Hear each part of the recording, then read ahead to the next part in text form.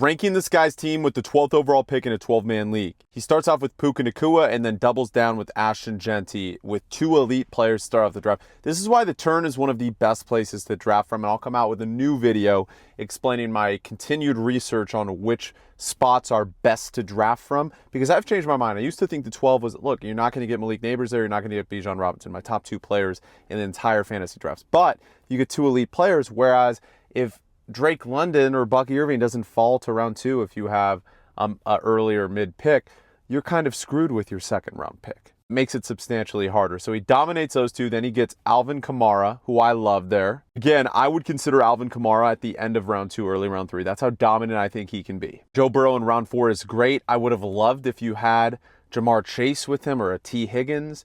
You don't, which makes it, he's still a great fantasy quarterback. It's just if you want more than just Joe Burrow's fantasy points when he throws all those touchdowns to Chase or when he throws all those touchdowns to T. Higgins. Obviously, no Chase because you're the 12th pick. You're not getting Jamar, but maybe a T. Higgins could have been the pick instead of Kamara there only for that reason. And because you already had an RB1, so you didn't need to get your RB2 until a little bit later with like maybe a Trevion Henderson instead of that Tetairoa McMillan pick. I still love all those picks.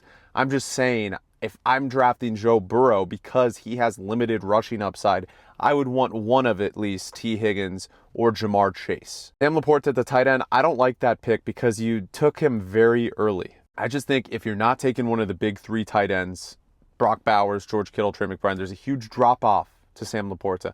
I'm not saying Laporta can't be good this season. I would just prefer to take Ty Warren, Colston Loveland, someone like that later in the draft. Evan Ingram even in round 7, 8 instead of Laporta in round 5, right?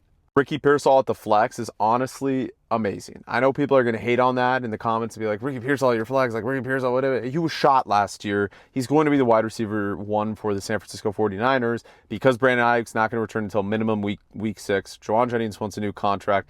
He's hurt also a little bit.